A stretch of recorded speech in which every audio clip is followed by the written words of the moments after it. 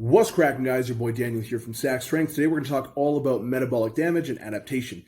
Every now and then I get some people asking me, will I damage my metabolism if I do a diet, if I lose a bunch of weight, if I restrict my calories? So I wanted to make this short video to clarify a couple things. So the term metabolic damage has gained a lot of traction over the years, and researchers initially observed that reduced metabolic rate in subjects who had lost a substantial amount of weight. And this isn't really surprising though, right? Because if you reduce someone's body weight, you're going to simultaneously reduce their energy requirements. So what was unique though in this case was that the metabolic rates of some of these people or some of the subjects involved was actually far lower than what was projected by the researchers. So these findings became popularized within various fitness circles and basically became quickly labeled as metabolic damage, and kind of the rest is history. But unfortunately, at the moment, there actually isn't any convincing evidence to support the existence of metabolic damage within this context. So what researchers were observing is much more accurately defined as metabolic adaptation or adaptive thermogenesis. And this is a very, very important difference because a lot of these things are entirely reversible. So people worry about damaging their metabolism when that's really not what's actually happening. It's an adaptive process. So during a period of caloric restriction accompanied by a reduction in body weight, your body undergoes several physiological changes to adapt to a changing environment, both internal as well as external. A great example of this is leptin. So leptin is a hormone, and its primary function is regulating energy balance and maintaining body weight. It's often called the satiety hormone. I've called it that. You probably heard it called that by a lot of people. But basically, it helps regulate an individual's drive to consume food.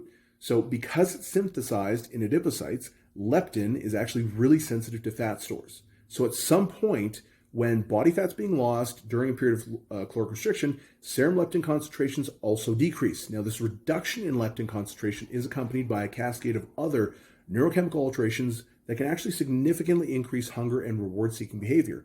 So obviously, this is going to be a problem if you're dieting and you have an increase in reward-seeking behavior with regards to food. But various other hormones actually include thyroid, right? So that also is impacted. So thyroid hormone has been demonstrated to be an important variable in determining energy expenditure and basal metabolic rate. So it has been observed that fat loss during a sustained caloric deficit can reduce thyroid values, thereby decreasing basal metabolic rate.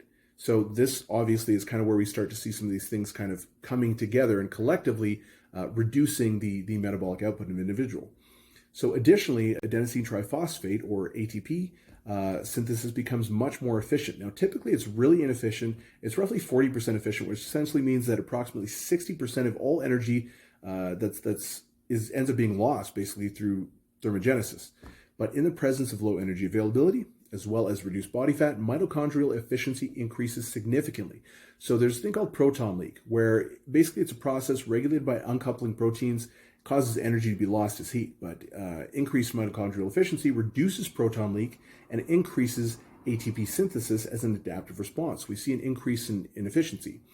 Now, we also see other aspects of our physiology, such as like muscular work efficiency also increases as calories are restricted and weight is actually reduced.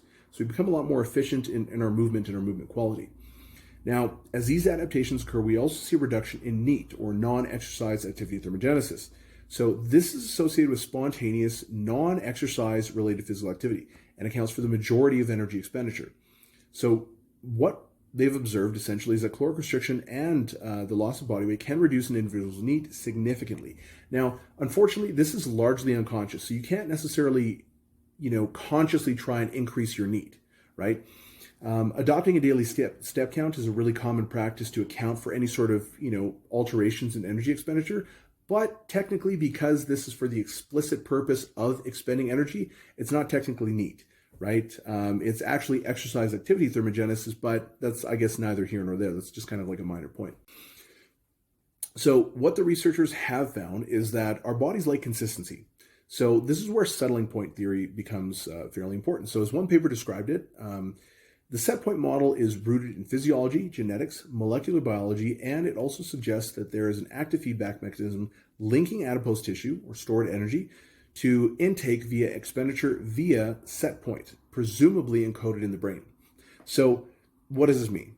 Now, although this doesn't account for all the relevant variations, it does explain some degree of the body's desire to actually preserve homeostasis from body weight and energy availability standpoint. So essentially, as energy availability from external sources like food and internal sources like body fat decreases, Our body tries to resist the change via several physiological and neurochemical changes. So as I mentioned previously, changes in thyroid, changes in leptin, all these things change and adapt. So even increased hedonic drive for food. These are just some of the numerous changes that occur as an adaptive response. But again, this isn't damage. This is an adaptive response in the presence of low energy availability, right? So as you reduce body weight, your energy requirement from locomotion also decreases accordingly, right? So like I said earlier, body weight goes down, energy requirements go down. Need has also been shown to be pretty variable between individuals of the same size by as much as 2,000 kcals per day, right? So in a previous article I wrote for Kabuki Strength, I mentioned a paper by Rosenbaum and colleagues. They basically cited a reduction in total energy expenditure of 10 to 15%, which was unexplained by changes in body composition. But of the 10 to 15%, roughly 85% could be explained by reductions in non-exercise activity energy expenditure, right? So this is really significant because once we account for these changes, the vast majority of discrepancies between estimated BMR and actual BMR are accounted for.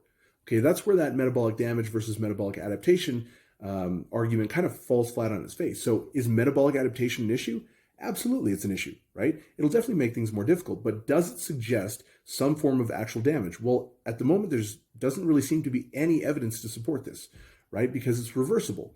What can be done in order to manage some of these adaptive responses so you can successfully maintain your body weight or body composition? There's a couple things you can do. So one potential approach is utilizing a high energy flux approach. So researchers found consistently that regular physical activity is strongly associated with successful body weight loss as well as management. So by increasing energy intake in proportion to energy expenditure, we can actually offset some of the adaptive responses of dieting and increase energy intake, all while staying within a predetermined body weight range, right? Because again, energy balance is a spectrum. If we're eating a lot, but we're also exercising a lot, that's going to balance it. If we're eating very little, but we're exercising very little, that'll balance it. So increasing calories can reduce hunger, increase thermic effect of food, and help decay psychological fatigue accumulated over the course of your diet. Now, adopting a more graded approach to weight loss, like losing 1% of your body weight per week, is a great potential example. But it may delay some of these adaptive responses since the acute changes in energy availability is not that dramatic. Now, beyond that, it's important to establish clear timelines and end dates for your diet periods. Dieting more than 3 months is typically not recommended unless you're very, very experienced, since you often see diminishing returns beyond that point. Now, utilizing a maintenance phase can be very effective to slowly increase your energy intake while remaining weight stable. Will basically allow you to actually eat at a higher caloric intake and start at a higher caloric intake when you start your next dieting phase, assuming you didn't lose all of the weight in the first initial diet phase. Now, to summarize, metabolic damage doesn't appear to have really strong supporting evidence at this time.